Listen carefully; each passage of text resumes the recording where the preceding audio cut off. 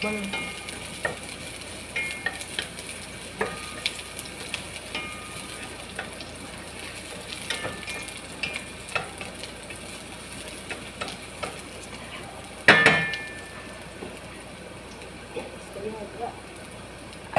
Ang mga kahat, ang aming giluto dahil karon kuan lasagna. Tagalogin mo. Dulugon ay sorry guys. Tagalog pala guys no kasi hindi pala kayo nakaintindi ng Bisaya.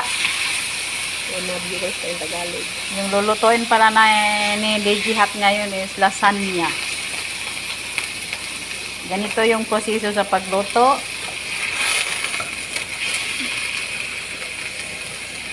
Dali lang mga kahat, medyo hindi pa ako naka-charge.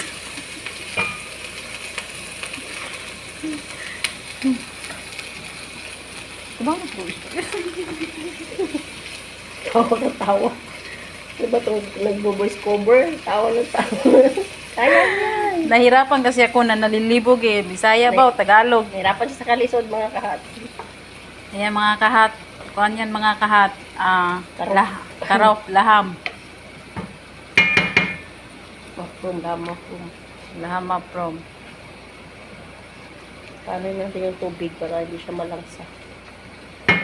Lagyan natin. Nahirapan kasi kami sa kalisod. Gawa kasi ng tago-tago lang po kasi yung kuha namin ng video dito eh. Kasi bawal po. Bawal ko silang makita.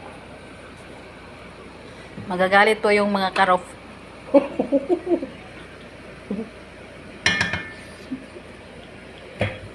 Ayan, pag mukha kayo ng lasagna, huwag damihan ng asin kasi may mga cheese kasi yan.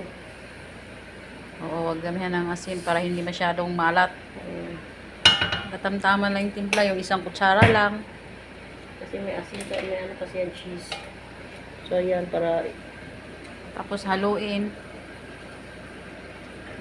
kailangan bago ihalo yung mga bell pepper color.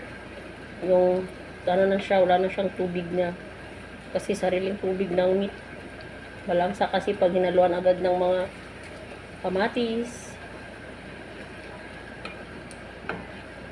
Mamaya, tingnan nyo mamaya ano resulta nito mga kahat. Maraming paraan gumawa ng lasagna. Yung iba walang kamatis, more on cheese. Pero dito kasi sa kanila, hilig sila sa kamatis. Tsaka tama din yan.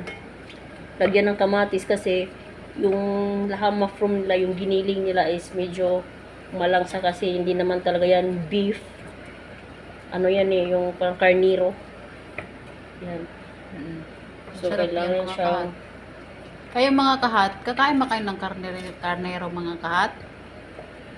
Kami kakain na lang kasi nasanay na. No choice. Pero depende sa luto. Nire-recook namin eh, pag bumibili sila sa labas. Pero masarap naman eh, pag kayo yung magluto. Ayan. Yan. Kaso may sabaw-sabaw pa yan. Kailangan maubos yung sabaw-sabaw niyan.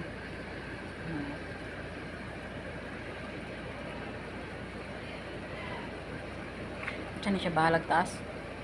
Ano, ako na siya ikat pag ano. Ikat ko lang siya pag mag-short video. Pwede mo siya patayin. Kaya ano lang, edit ko lang. Oh, tapos ang